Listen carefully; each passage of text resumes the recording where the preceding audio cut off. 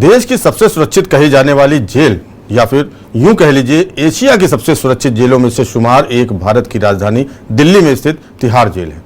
लेकिन इस अति सुरक्षित जेल में सेंधमारी कर यहां से फरार होने वालों की लंबी फेहरिस्त है। लेकिन इन सब में सबसे चर्चित फरारी की घटना है तो वो है एक विदेशी के भागने की। नमस्कार दोस्तों, के न्यूज में आपका स्वागत है। मैं हूं प्रबुद्ध चौहान और आप देख रहे हैं के न्यूज की खास पेशकश राजकाज। राजकाज में आज बात करेंगे एक ऐसे कैदी की जिसने न केवल तिहाड़ जेल से भागकर जेल की सुरक्षा पर बदनुमा दाग तो लगाया ही, बल्कि अपने प्राइवेट हवाई जहाज से भागकर सबको चौंका दिया था। हम बात कर रहे हैं अमेरिका के एक बड़े स्मगलर की। आपको बताते हैं उस आदमी के बारे में जिसने सबसे पहले तिहाड़ में सेंध लगाई। इस व्यक्ति ने फरार होने के लिए जहाज का इस्तेमाल किया और आसानी से अपने प्लेन से दूसरे मुल्क पहुंच गया। 20 सितंबर 1962 का दिन दिल्ली के अशोका होटल में एक आदमी ठहरा हुआ था, एक अमेरिकी बिजनेसमैन जिसका दिल्ली में काफ़ी रसूख था। देर रात दरवाजे पर एक दस्तक होती है। बाहर पुलिस थी। तलाशी में कमरे से बंदूक के 766 कारतूस मिले। पुलिस ने तुरंत उसे हिरासत में ले लिया। इसके बाद पुलिस पहुंची सफदरजंग एयरपोर्ट। वहां पाइपर अपाचे प्लेन खड़ा हुआ था, एक ट्विन इंजन 4 सीटर वाला प्लेन जिसे पर्सनल नीड के लिए इस्तेमाल किया जाता था। इसमें पुलिस को 40 बक्से मिले। हर बक्से में 250 कारतूस भरे हुए थे। उस प्लेन को जब्त कर लिया गया और उस व्यक्ति को तिहाड़ जेल भेज दिया गया। इस आदमी का नाम था अमेरिकी स्मगलर डैनियल हैली वैलकॉट। डैनियल की गिरफ्तारी के ठीक 1 साल बाद का घटनाक्रम आपको बताते हैं। 23 सितंबर 1963 की बात है। तिहाड़ जेल के ऊपर वही पाइपर अपाचे मंडरा रहा था जिसमें कारतूस के बक्से मिले थे और हो रही थी बारिश पानी की नहीं बल्कि चॉकलेट और सिगरेटों की। अमेरिकन स्मगलर डैनियल तिहाड़ के इतिहास में जेल से भागने वाला पहला शख्स था जो 2 बार भारतीय अधिकारियों के हत्थे चढ़ा और दोनों बार फरार हो गया। इतना ही नहीं, एक भारतीय कंपनी को 60,000 का चूना भी लगाया था। कंपनी का नाम था टाटा ग्रुप।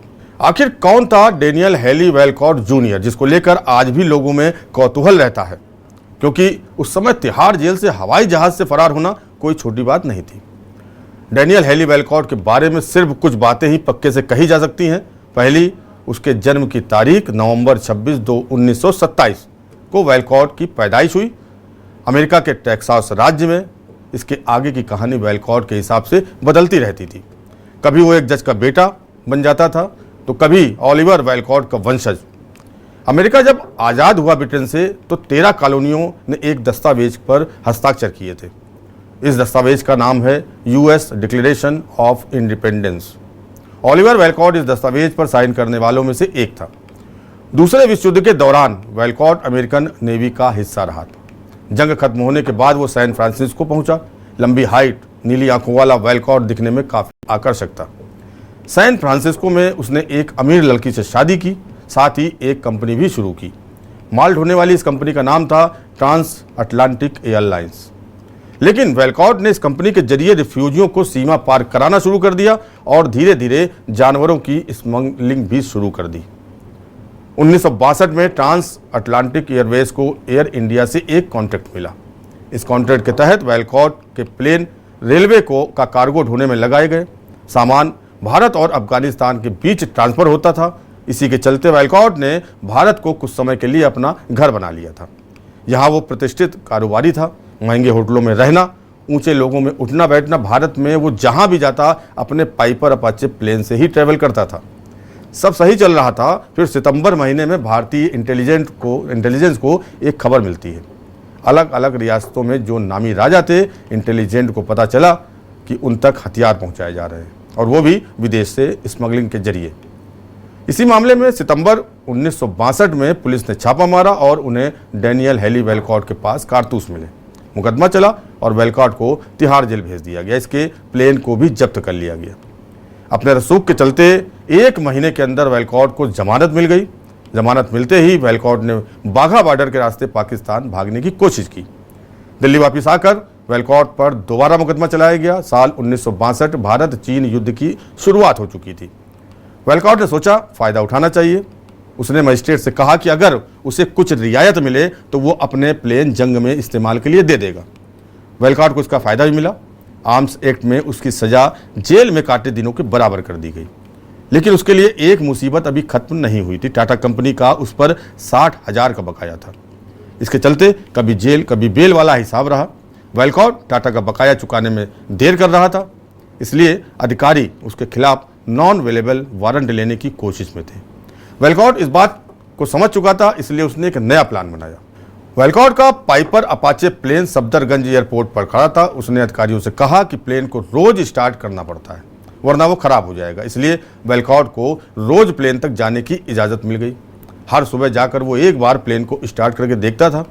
23 सितंबर 1963 की सुबह वेलकॉट रोज की तरह प्लेन तक पहुंचा। कांस्टेबल नजर रखे हुए थे। वेलकॉट ने प्लेन स्टार्ट किया और रनवे पर दौड़ा दिया। कांस्टेबल पीछे भागे, लेकिन तब तक प्लेन फुल हो चुका था। पिछली बार वेलकॉट पाकिस्तान की ओर भागा था, लेकिन इस बार प्लेन सफदरगंज से तिहाड़ की ओर उड़ा दिया। तिहाड़ के ऊपर प्लेन ने 2-3 चक्कर लगाए। आखिर में हुई बारिश। वेलकॉट ने तिहाड़ जेल पर चॉकलेट और सिगरेटें गिराई। सजा के दौरान यहाँ उसने कई दोस्त बनाए थे। इस बीच एयरफोर्स के 2 हंटर हॉकर जेट वेलकॉट का पीछा करने के लिए उड़े, लेकिन तब तक वेलकॉट सीमा पार कर पाकिस्तान की एयर स्पेस में घुस चुका था।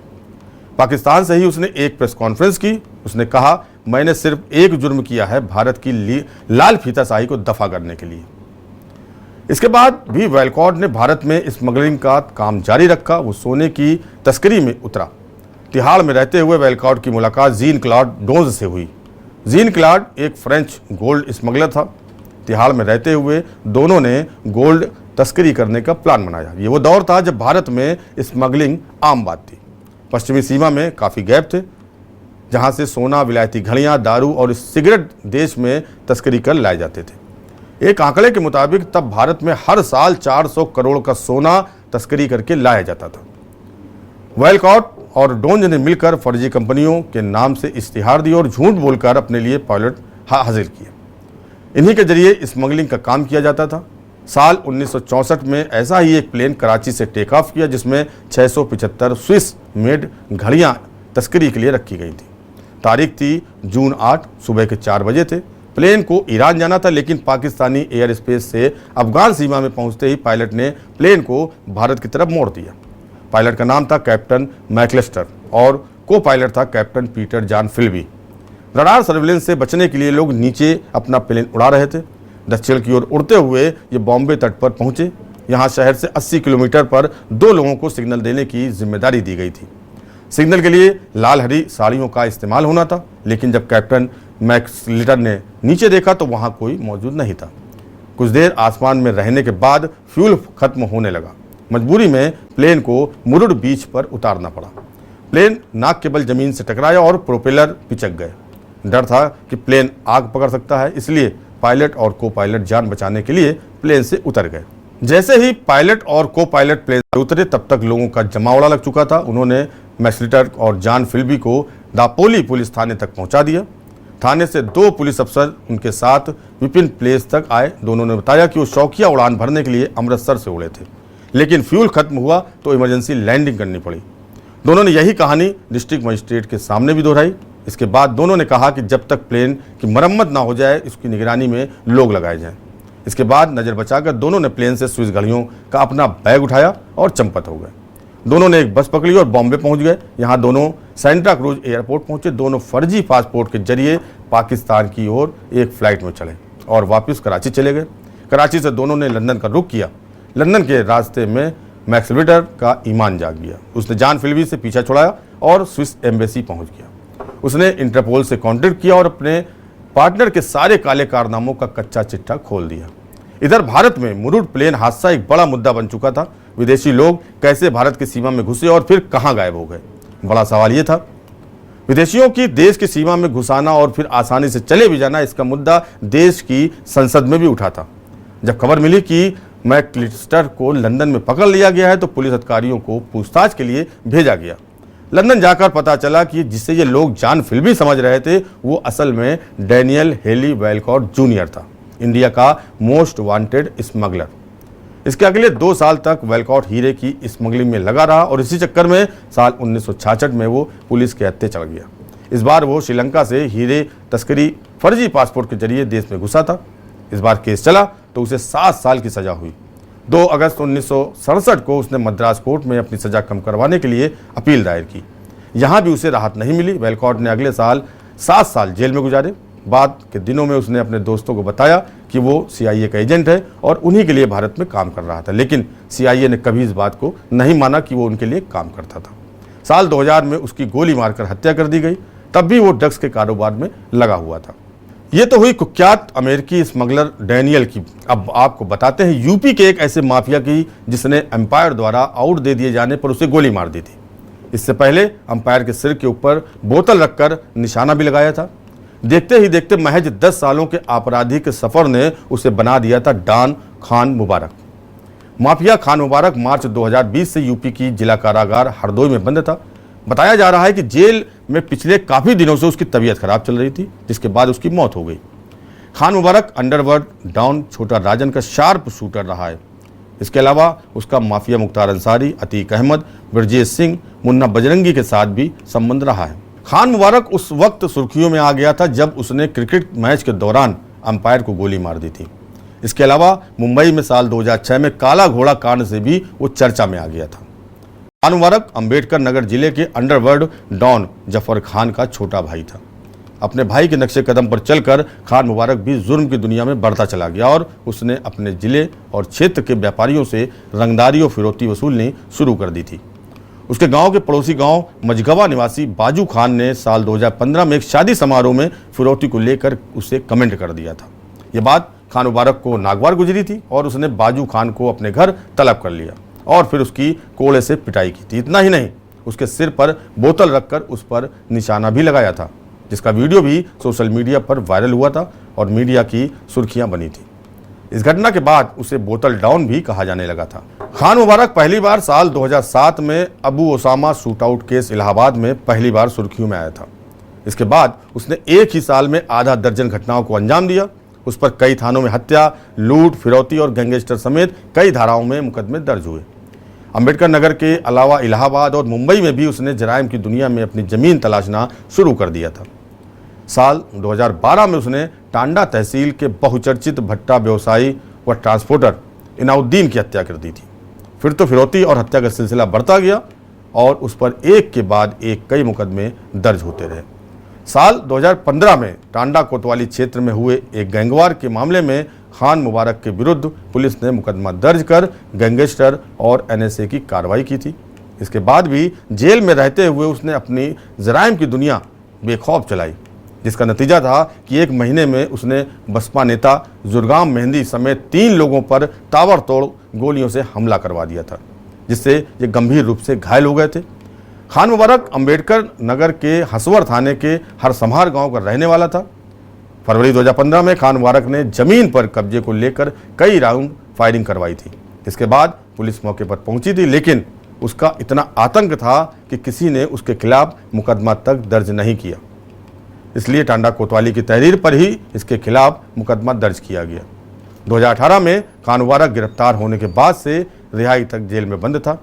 इसके बाद बीते दिनों बीमारी के चलते उसकी मौत हो गई। साल 2007 में कैश वैन लूटकांड में STF ने खान मुबारक को गिरफ्तार किया था। पूछताछ के दौरान खान मुबारक ने चौंकाने वाला काला घोड़ा हत्याकांड का खुलासा किया था। बताया जा रहा है कि हरदोई जेल में बंद माफिया डॉन मुबारक की मौत निमोनिया से हुई थी। गैंगस्टर खान मुबारक की भी इलाहाबाद और आसपास के इलाकों में खूब दहशत थी। अंडरवर्ल्ड डॉन छोटा राजन का भी खान मुबारक शार्प शूटर रहा है। करोड़ों की रंगदारी वसूलने और शूटआउट करने में खान मुबारक का नाम सामने आया था। खान मुबारक के आपराधिक इतिहास में बड़ा भाई भी बहुत मायने रखता था। बड़ा भाई जफर सुपारी का कनेक्शन अंडरवर्ल्ड से रहा है। खान मुबारक की पैदाइश अंबेडकर नगर के हसवर थाना क्षेत्र में हुई। स्कूल की पढ़ाई खत्म होने के बाद खान मुबारक इलाहाबाद विश्वविद्यालय आ गया। खान मुबारक ने क्रिकेट मैच के दौरान एम्पायर पर गोली चला दी थी। कारण था कि उसने खान मुबारक को रन आउट करार दे दिया था। साल 2006 में खान मुबारक का नाम कथित तौर पर डाकखाने की डकैती में सामने आया था। फिर खान मुबारक की अदावत मुन्ना बजरंगी के साथ बढ़ी। हालांकि उन दिनों खान मुबारक बड़े भाई जफर सुपारी के साथ जुड़ चुका था। खान मुबारक का नाम मुंबई में 2006 में काला घोड़ा हत्याकांड से सबसे ज़्यादा चर्चित हुआ था। छोटा राजन गिरोह ने दिन दहाड़े हत्याकांड को अंजाम दिया था। खान मुबारक ने साथियों के साथ मिलकर पुलिस वैन में बंद 2 आरोपियों को गोलियों से भून डाला था। साल 2007 में कैश वैन लूटकांड में एसटीएफ ने खान मुबारक को गिरफ्तार किया था। तब पूछताछ के दौरान मुबारक ने काला घोड़ा हत्याकांड का खुलासा किया था। कैश वैन हत्याकांड के बाद खान मुबारक 5 साल नैनी जेल में बंद रहा। 2012 में जेल से बाहर आने पर दोबारा अंबेडकर नगर में रंगदारी और जबरन वसूली का काम शुरू कर दिया। शूटर ओसामा की हत्या में खान का नाम सामने आया था। बाद में खान मुबारक भट्टा कारोबारी इनुद्दीन की मौत के मामले में भी जेल गया था, लेकिन सबूत और गवाह न मिलने पर 2016 में जेल से बाहर आ गया। साल 2017 में बसपा नेता जुरगाम मेहंदी पर जानलेवा हमला कराने का भी उस पर आरोप था। आधा दर्जन गोली लगने पर भी जुरगाम मेहंदी बच गया था। इसके बाद लखनऊ से यूपी एसटीएफ ने खान मुबारक को अरेस्ट कर लिया था। 1 साल बाद 2018 में जुरगाम मेहंदी की हमले में मौत हो गई थी। कथित तौर पर खान मुबारक को हत्याकांड का जिम्मेदार माना गया था। फैजाबाद जेल से खान मुबारक को हरदोई जेल लाया गया था। यूपी सरकार बीते कई वर्षों से खान मुबारक की करोड़ों की संपत्ति कुर्क कर चुकी है। खान मुबारक पर हत्या, रंगदारी और लूट के 43 संगीन मामले दर्ज थे। माफिया खान मुबारक की मौत के बाद पुलिस ने सतर्कता बढ़ा दी है। बताया जा रहा है कि लखनऊ के SC/ST कोर्ट में गैंगस्टर अपराधी संजीव माहेश्वरी उर्फ जीवा की हत्या के बाद से जिला कारागार में बंद कुख्यात अपराधी खान मुबारक भी सदमे में था। सूत्र बताते हैं कि जीवा की हत्या के बाद से ही खान मुबारक भी जेल की सलाखों के पीछे घुट घुट कर जी रहा था। यही वजह है कि खान मुबारक की पिछले 2-3 दिनों से तबीयत खराब हुई और बीते दिनों हरदोई में इलाज के दौरान उसकी मौत हो गई। अपराधी खान मुबारक महाराजगंज जिले के कारागार से 2 जून 2022 को हरदोई जिला कारागार में लाया गया था। यहाँ पर कुख्यात अपराधी खान मुबारक 1 साल 9 दिनों तक हरदोई जेल में रहा। खान मुबारक के मरने की सूचना उसके परिवारजनों को भी दे दी गई थी। खान मुबारक की मौत किस बीमारी से हुई है, इसका क्या कारण रहा, इन सब बातों की जानकारी करने के लिए वीडियोग्राफी की निगरानी में पोस्टमार्टम कराया गया था। अंबेडकर नगर के गैंगस्टर अपराधी खान मुबारक का अपराध सिर्फ अंबेडकर नगर में ही नहीं बल्कि फैजाबाद से लेकर नोएडा तक आतंक फैला हुआ था। अंबेडकर नगर में खान मुबारक के खिलाफ लूट, हत्या जैसे गंभीर अपराधों के 31 मुकदमे दर्ज हैं, तो वहीं लखनऊ जनपद में 2, नोएडा में 1, प्रयागराज में 6 मामले दर्ज हैं। सभी मुकदमों में गंभीर प्रकार के आरोप लगे हैं। इस तरह से कुल 43 आपराधिक मामलों से ज्यादा मामले उसके ऊपर दर्ज हैं। माफिया अबू सलेम का करीबी रहा खान मुबारक अपराध की दुनिया में अपना आतंक जमाने के बाद यूपी पुलिस की निगाहों में भी चढ़ गया था। पुलिस ने उसका D27 गैंग पंजीकृत किया था। शासन स्तर से सूचीबद्ध 66 माफिया की सूची में एक नाम उसका भी था। एसटीएफ ने 27 जुलाई 2017 को 40 साल के खान मुबारक को लखनऊ में मुठभेड़ के दौरान गिरफ्तार किया था, जिसके बाद वो सलाखों से बाहर नहीं आ सका। उसके खिलाफ कुल मुकदमों में 33 मामले कोर्ट में विचाराधीन हैं। हालांकि अभी तक उसे एक भी मामले में सजा नहीं हुई थी। माफिया के विरुद्ध प्रदेश में अभियान के तहत आरंभ की गई कार्रवाई की आंच खान मुबारक गिरोह पर भी पड़ी थी। बीते 6 वर्षों में खान मुबारक व उसका गिरोह कमजोर पड़ गया था। खान मुबारक गिरोह के 25 सक्रिय सदस्यों के खिलाफ भी कार्रवाई की गई और उनके विरुद्ध 11 मुकदमे भी दर्ज कराए गए। इनमें 21 सक्रिय सदस्यों को पुलिस ने गिरफ्तार करके जेल भेजा और 2 ने पुलिस का दबाव बढ़ने पर कोर्ट में समर्पण कर दिया था। गिरोह के 16 सक्रिय सदस्यों की हिस्ट्री शीट भी खुलवाई गई। प्रभावी पैरवी के चलते माफिया और उसके गिरोह के सक्रिय सदस्यों को जमानत भी नहीं मिल सकी। खान मुबारक गिरोह की 19.56 करोड़ रुपए से अधिक की संपत्ति जब्त, ध्वस्त और अवैध कब्जे से मुक्त कराई जा चुकी है। इनमें 16.31 करोड़ रुपए से अधिक की संपत्ति गैंगस्टर एक्ट के तहत जब्त की गई थी। शासन व डीजीपी मुख्यालय स्तर से 66 सूचीबद्ध माफिया की निगरानी के साथ ही उनके गिरोह की गतिविधियों पर नजर रखी जाती है। इस सूची में शामिल आदित्य उर्फ रवि 12 अप्रैल को पुलिस मुठभेड़ में मारा गया था, जबकि प्रयागराज में 15 अप्रैल को पुलिस अपेक्षा में माफिया अतीक अहमद और उसके भाई अशरफ की हत्या हो गई थी। सूची में शामिल रहा अनिल दुजाना गौतम बुद्ध नगर में एसटीएफ से हुई मुठभेड़ के बाद मार दिया गया। उसके बाद 7 जून को लखनऊ कचहरी में माफिया संजीव माहेश्वरी उर्फ जीवा की गोली मारकर हत्या कर दी गई। हरदोई जेल में बंद खान मुबारक की भी बीमारी से मौत के बाद सूची में अब 61 नाम बचे। सूत्रों की माने तो जो शेष सूचीबद्ध माफिया हैं उनके खिलाफ अभियान के तहत कार्रवाई के कदम और तेज किए जा रहे हैं। आपको याद होगा कि यूपी के सीएम योगी आदित्यनाथ ने माफिया को मिट्टी में मिलाने का जो ऐलान किया था उस पर अमल भी किया। आपको एक बार फिर सुनाते हैं योगी आदित्यनाथ का वो चैलेंज। अहमद के खिलाफ पीड़ित परिवारों ने मुकदमा दर्ज कराया उसके परिवार के खिलाफ। वो समाजवादी पार्टी के द्वारा पोषित माफिया है और उसकी कमर को तोड़ने का काम हमारी सरकार ने किया है। और फिर मैं कहता हूं, इसे हाउस में कह रहा हूं, इस माफिया को मिट्टी में मिला देंगे। सरकार किसी है, सरकार किसी है, गफलत में हो, ये माफिया है, इनको मिट्टी में मिलाने का काम करेंगे। अपराधी आप लोग हैं, अपराधी दूर कर। एसटीएफ ने खान मुबारक को लखनऊ में पकड़ा था, तब ये बात सामने आई थी कि कभी अंडरवर्ल्ड डॉन छोटा राजन का शूटर रहा खान मुबारक फिल्मों में भी जाने की योजना बना रहा था। इसी चाहत के चलते वो अबू सलेम के करीब आया था, अबू सलेम से पेशी पर मिलने भी जाता था। यह भी सामने आया था कि अपराध से काली कमाई जुटाने के बाद वो जमीन के कारोबार से ज़्यादा जुड़ गया था। फैजाबाद, अंबेडकर नगर और लखनऊ में उसने कई कीमती ज़मीनों पर कब्जा जमाया था। अबू सलेम का करीबी रहा खान मुबारक अपराध की दुनिया में अपना आतंक जमाने के बाद यूपी पुलिस की निगाहों में भी खूब चढ़ गया था। खान मुबारक के खात्मे के बाद योगी की सूची के 61 माफिया बचे हैं जिन पर योगी सरकार की निगाह लगी है।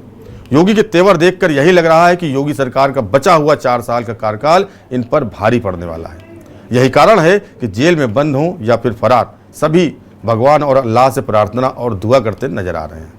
खास पेशकश राजकाज में मेरे साथ फिलहाल इतना ही। देश और दुनिया की बाकी खबरों के लिए देखते रहिए के न्यूज़ इंडिया और मुझे दीजिए इजाजत। नमस्कार।